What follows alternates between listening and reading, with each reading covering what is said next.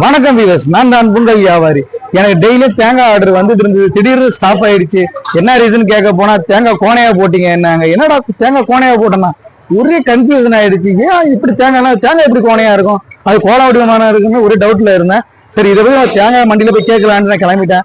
இன்னைக்கு அது எப்படி இருக்குங்கிறது, கோணையா எப்படி இருக்கிறத பத்தி இன்னைக்கு பார்க்க போறோம். வாங்க பார்க்கலாம். நானும் இன்றைக்கி வழக்கம் போல் என்னடா கோணகான்னு சொன்னீங்களே, அதை பற்றி கேட்கலான்ட்டு தேங்காய் மண்டிக்கே போயிட்டேன். அதில் பஸ்ட்டில் கடையில் சரியாக ஆளுங்கள்ல நானே எடுத்து ஒன்றும் செக் பண்ண நான் ஆரம்பிச்சிட்டேன்.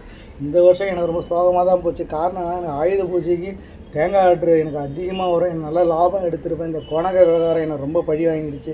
இதனால் கொஞ்ச நாளாக நான் மலை உடச்சல தான் இருந்தேன். என்ன கோணகாங்கிறாங்கன்னு பார்க்கலான்ட்டு போனேன். நான் ஒன்று செக் பண்ண ஆரம்பித்தேன். அவங்களும் டீட்டெயில் அதிகமாக கேட்க ஆரம்பித்தேன். கோணகான்னு சொல்லிட்டாங்க அப்படின்னு சொல்லி கேட்க ஆரம்பித்தேன். பொதுவாகவே நம்ம ஆர்டர் எடுக்கும்போது பார்த்து தான் எடுக்கணும்.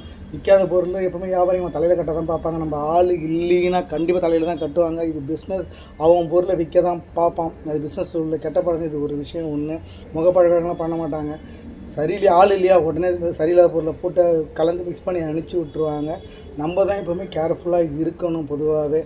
சரிண்ணா என்னென்ன கோணகான்னு கேட்க ஆரம்பித்த பிறகு அவரும் சரி வழி இல்லாமல் எடுத்துக்காட்ட அது காட்டுறப்பான்னு சொன்னார். கொஞ்சம் வியாபாரம் நடக்கிறதுனால அவர் கொஞ்சம் கம்முன்னு உட்காந்து தேங்காய் எடுத்து போட்டுகிட்டே இருந்தார்.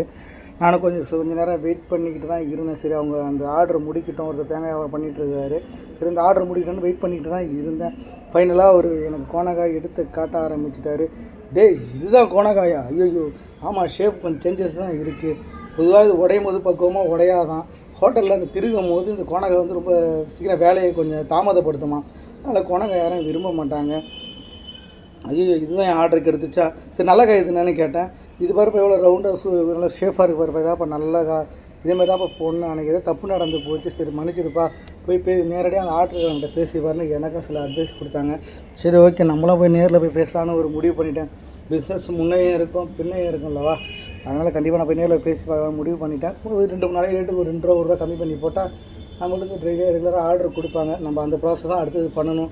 முடிஞ்சதாகவே இருக்கட்டும், நடக்கிறதாகவே இருக்கணும். ஓகே வீவர்ஸ், நம்ம சேனல் சப்ஸ்கிரைப் பண்ண மறந்துடாதீங்க. லைக் பண்ணுங்கள், ஷேர் பண்ணுங்கள், கொஞ்சம் சப்போர்ட் பண்ணுங்கள். நம்ம சேனலுக்கு பெல் பட்டனை தட்ட மறந்துடாதீங்க.